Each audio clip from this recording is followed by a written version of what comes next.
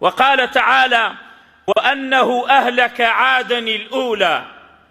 عادا الأولى وثمود فما أبقى قوم ثمودش يكسان لنما. وقال تعالى تشكو أمان قوم هود ألا بعدا لعاد قوم هود دور بكيوة ولا الرحمة إخوة عاد قوم عاد لبروي قوم هود بن عاد لشوب ليمن بن لبين عمان حضرموت ألو شنيا بن. واذكر أخا عاد إذ أنذر قومه بالأحقاف.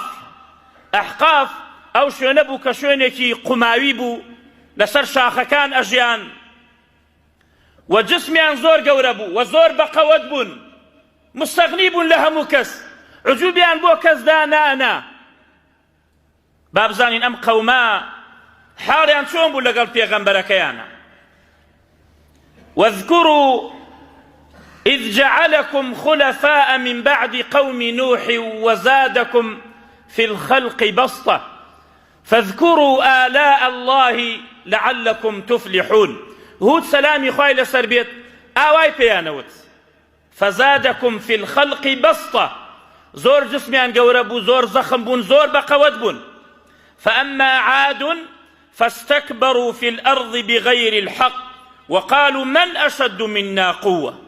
كي هي لإما بقوت تربية كسنبو لوان بقوت تر زور بقوت بون خواهي قورو مهربان أو توانايي دابو بيان بلام لجاتي أوي شكري خواه بكن وحمدي خواه بكن بقسي بيغمبركايان نأكرت وبنايان أكرت بناي زور قوري زخميان أكرت كبيوسيان شبينبو.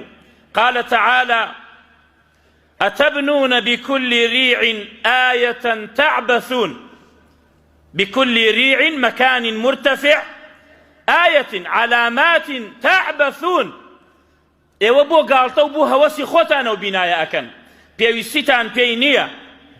وتتخذون مصانع لعلكم تخلدون إيوه خزيني آية نكرت حوزي قوري نكرت بناي وايا نكرت لعقلي كسانا بو شكا أوان زور زخم بون